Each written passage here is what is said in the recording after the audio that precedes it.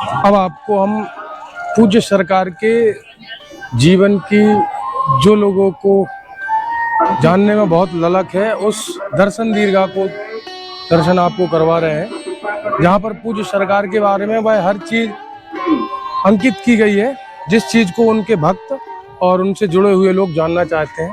तो आपको दिखाते हैं वह हर बात। ये आप देखिए यहाँ से वर्ष 1996 में मध्य प्रदेश के ग्राम गढ़ा में एक निर्धन परिवार के एक कच्चे अंधेरे कमरे में पूज्य महाराज श्री का जन्म हुआ। यहीं से उन्हें अपने माता पिता द्वारा विपरीत परिस्थितियों में जीवन की शक्ति मिली।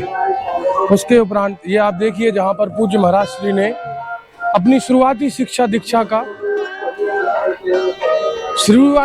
दीक्षा को प्रारंभ किया। ग्राम गढ़ा के इसी सरकारी विद्यालय में पूज्य महाराज श्री की 8वीं तक की शिक्षा हुई। आगे 12वीं तक की शिक्षा प्राप्त करने हेतु वे 5 किलोमीटर दूर ग्रामगंज के एक हायर सेकेंडरी स्कूल पैदल अथवा उधार पैसे लेकर पहुंचे। आप देखिए ये पूज्य बब्बाजू महाराज हैं।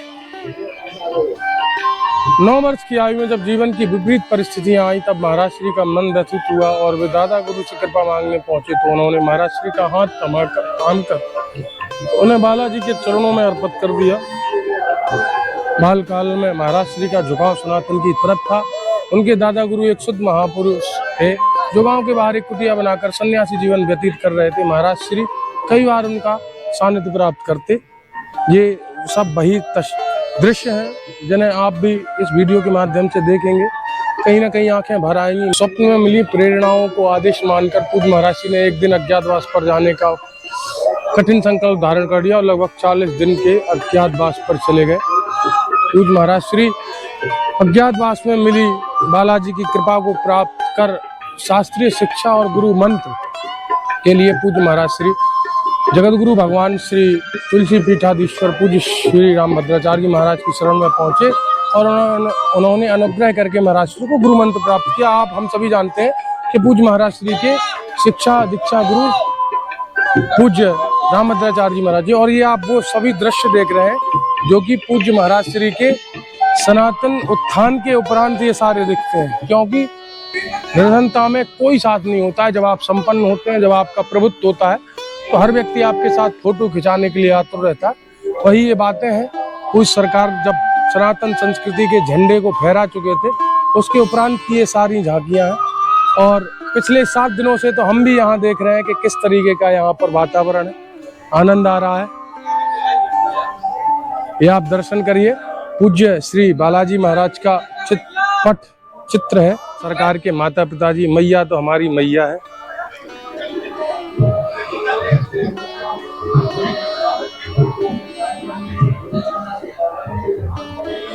यह वह श्रृंखला जो पूज्य सरकार के राष्ट्रपति, प्रधानमंत्री से लेकर एक आम इंसान तक जो पूज्य सरकार को अनंत प्रेम करते हैं। ये आप देखिए।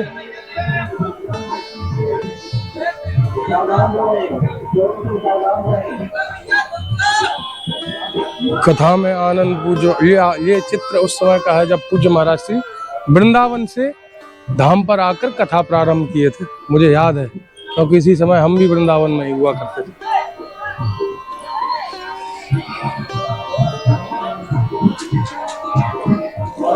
ये वही कथा है जिस कथा में एक नागपुर के नांग ने पूज्य महाराज श्री पर अनर्गल टिप्पणियां की थी, जिसके उपरांत पूरे भारत में पूज्य महाराज श्री का डंका और जोरदारी से बजा था। उस व्यक्ति का नाम मैं नहीं लूंगा।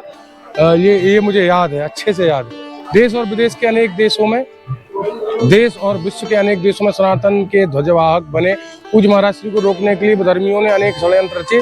वर्ष 2022-23 में रायपुर की कथा पूज्य महाराज श्री ने सभी विवादों को धराशायी कर विजय की पताका लहराई और उन्होंने सनातन की शक्तियों और श्री हनुमान जी की अष्ट सिद्धियों का प्रमाण लाखों लोगों के समक्ष दिया। श्री बागेश्वर धाम का एकमात्र देश का ऐसा धार्मिक तीर्थ है जहां आने वाली संपूर्ण चरणोत्तरी से कन्या विवाह एवं जन कल्याण के कार्य किए जाते हैं। पूज्य महाराज श्री विगत 5 वर्षों से प्रत्येक शिवरात्रि को विशाल कन्या विवाह महोत्सव का आयोजन कर रहे हैं। हर वर्ष सैकड़ों निर्धन, असहाय, मातृपितृहीन बेटियों के पिता बनकर उनके विवाह करते हैं और इस वर्ष पूज्य महाराज श्री 427 बच्चियों के पिता बन चुके हैं। 27 वर्ष की अल्प आयु में इतना बृहद परिवार, आनंद का विषय है। पूज्य बप्पा जी महाराज की कृपा है और गुरुदेव भगवान पर।